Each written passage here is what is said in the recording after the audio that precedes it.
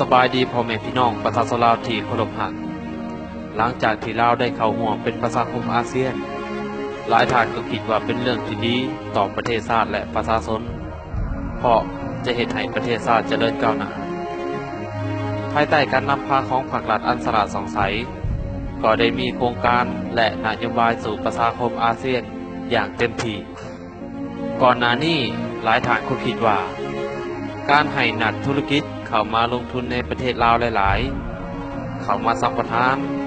เข้ามาสร้างเขื่อนไฟฟ้าสร้างเขตเศรษฐกิจพิเศษและสร้างรถไฟความไวสูงหลายคนคงคิดว่าเป็นเรื่องที่ดีเพราะจะเฮ็ดให้ประเทศชาติเจริญก้าวหน้าเท่าเทียมกับประเทศอื่นแต่ว่าภายใต้การปกครองในระบอบคอมมิวนิสต์ที่บ่มีประชาชนเป็นส่วนร่วมซึ่งประชาชนปากบ่ได้อายบ่ดังหลายครอบครัวต้องเสียหายนาตากาเสียบ่อนทำมาหากินเสียห้วยน้ำลำเซบ่อนหาปูหาปลาและบ่อนอยู่อาศัยของตนให้โครงการของภาครัฐแบบบ่เต็มใจ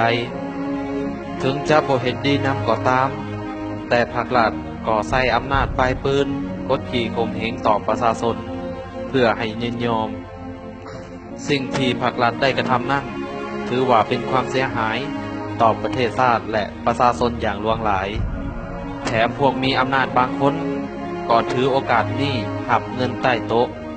เพื่อให้นักธุรกิจเข้ามาลงทุนในประเทศลาวแบบทางลัด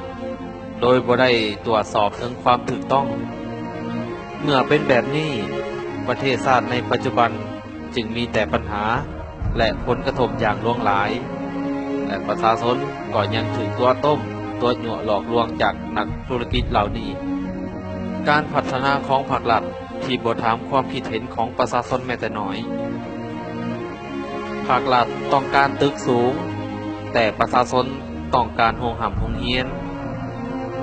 ภาครัฐต้องการรถไฟความไวสูงแต่ประชาชนต้องการถนนหนทางไปมาหาสู่อย่างสะดวกสบายการใส่อำนาจปลายปืนและกระทำตามใจของตนเองแบบนี้นั่นก็ถือว่าเป็นผลประโยชน์ส่วนตัวและการขายสารนั่นเองจากแต่ก่อนที่คิดว่าดีปัจจุบันกลายเป็นว่ามีแต่ความเสียหายและความผิดหวังของประชาชน